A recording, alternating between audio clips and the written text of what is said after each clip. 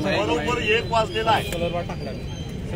मी 11:40 जवळजवळ 1 तास 20 मिनिटं या ठिकाणी हे बक्षीसपत्र घेऊन उभा आहे. जमीन थोडी थोडकी नाही, लक्षात ठेवा. 500 एकर आहे. 500 एकराचं कोल्हापूर जिल्ह्यातला बाजारभाव बघता जवळपास 200 कोटीच्या वर रक्कम व्हायला काय हरकत नाही. एवढी मोठी रक्कम मी विनासायास राजेश क्षीरसागर यांना थोडी संपत्ती द्यायला तयार होतो, पण ते काही घ्यायला आलेले दिसत नाहीत. तेव्हा कदाचित त्यांना असं वाटलं असेल की ही जमीन दिल्यावर मला रोजगार हमीच्या कामावर जावं लागेल, त्यामुळे दया येऊन ते आले नसतील.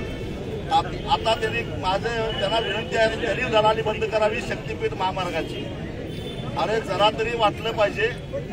27,000 एकर 55,000 शेतकऱ्यांना देशोधडीला लावून हे सरकार घ्यायला लागलेलं आहे. हे 5पट 6पट म्हणतात. या सगळ्या भूलथापात लक्षात ठेवा. आणि तुमच्या माहितीसाठी सांगतो, चोकात ते अंकली हा जो राष्ट्रीय महामार्ग आहे नागपूर रत्नागिरीचा भाग, त्या रस्त्याला शेतकरी जमीन द्यायला तयार असताना त्यांचं म्हणणं एवढंच आहे की चोकाक ते रत्नागिरी किंवा अंकली ते सोलापूर यामध्ये 2013च्या कायद्यानुसार जे गुंठ्याला 4 लाख 5 लाख रुपये मोबदला दिला त्या पद्धतीनं द्या. आणि राष्ट्रीय महामार्ग व्हायला आमची काही हरकत नाही, कारण 2 जिल्ह्याला जोडणारा रस्ता आहे आणि तो गरजेचा आहे. शेतकऱ्याचं खरं तर जमिनीवर जीवापाड प्रेम असतं, परंतु आज सांगली कोल्हापूर रस्त्यावर होणारे प्रचंड अपघात लक्षात घेता मोठ्या मनानं शेतकरी तयार झालेले आहेत. केंद्र सरकारनं सांगितलं की राज्यानं सांगितलं राष्ट्रीय महामार्ग प्राधिकरणानं पैशाची तयारी आहे, फक्त राज्य सरकारनं परवानगी द्यावी एवढंच सांगितलेलं आहे. म्हणजे पैसे सुद्धा तयार आहेत, पण राज्य सरकार त्याला परवानगी द्यायला तयार नाहीत. मी हे मुद्दामून सांगतोय, शक्तीपीठ महामार्गाला एवढे मिळणार आहेत तेवढे मिळणार आहेत. जे आपण बाता मारतात त्यांना म्हणावं त्या रस्त्याचा पहिला निकाल लावा आणि मग इकडचं म्हणजे काही शेतकरी आपल्यातले सुद्धा बळी पाडायला लागलेले आहेत. हे साफ खोटं आहे. तुम्हाला धूल तापा द्यायच्या, तुम्हाला फसवायचं, तुम्हाला घडवायचं आणि जमिनी काढून घ्यायचा हा याचा डाव आहे. आणि कोल्हापूर जिल्ह्यात तर शक्तीपीठ महामार्गाला जमीन द्यायला एकाचीही तयारी नाही. आणि म्हणून जीवावर उदार होऊन आम्ही लढायला लागलेलो आहे. 12 जिल्ह्यामध्ये पायाला चिंध्या बांधून आम्ही सगळे फिरतोय. कशासाठी? काय देवणे साहेबांची जमीन जाणार आहे, माझी जाणार आहे, काय मोदी साहेबांची, म्हणजे आपल्या मोदी साहेबांची, त्यांची मला माहित नाही कुठं आहे ते जाणार आहे का, कुणाची जाणार आहे, कुणाचे इंगवले साहेबांची जाणार आहे, कुणाची जाणार आहे.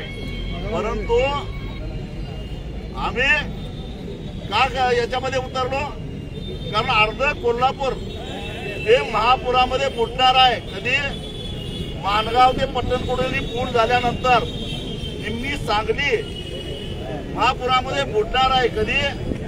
बुधगाव ते दानोळीचा पेशी हा 15 किलोमीटरचा भरावाचा पूल झाल्यानंतर त्या 2 मग इचलकरंजी तर मध्येच आहे. म्हणजे शहरातल्या लोकांना सुद्धा याचा फटका बसणार आहे. मगाशीच मी सांगितलं की 27,000 एकर जमीन 55,000 शेतकऱ्यांना देशोधडीला लावून घेतली जाणार आहे. कोकण उद्रूप होणार आहे. आता काय झालंय की कोकणातलं जे काही मिनरल बॉक्साईट आहे ते उत्खननाला ग्रीन ट्रिब्युनलला म्हणजे हरित लवादांना बंदी घातलेली आहे. इको सेन्सिटिव्ह झोन आहे. या शक्तीपीठाच्या बोगद्याचं नाव सांगून देवलच्या नावाखाली, डोंगर फोडायच्या नावाखाली हे सगळं बॉक्साईट तस्करी करायची आहे. म्हणून एक आमदार मागं लागलेला आहे. दुसऱ्या आमदाराला कमिशन पाहिजे झालंय म्हणून ते मागं लागलेलं आहे. आणि म्हणून म्हटलं बाबा रे, ही 500 एकर कुठं आहे ती घे, पण एकदा गप्प बस. कारण तुम्हाला माहितीये की रस्त्यावर ऍक्सिडेंट झाला तर उतारा टाकायला लागतोय, कोंबडा टाकायला लागतोय, कोण लिंबू उतरून टाकतोय. तसं हे 500 एकर एकदा उतरून टाकतो, 27,000 तरी मोकळी होते.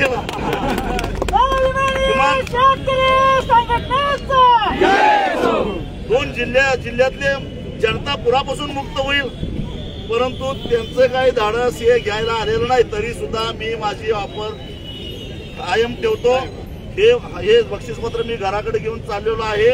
गुपचूपपणे रात्री येऊन घराकडनं घेऊन गेलं तरी माझी काय हरकत नाही. नाही, पण ते त्यांनी त्याला न्यायला यावं। आता ह्या जमिनीचा मला काय मोह नाही।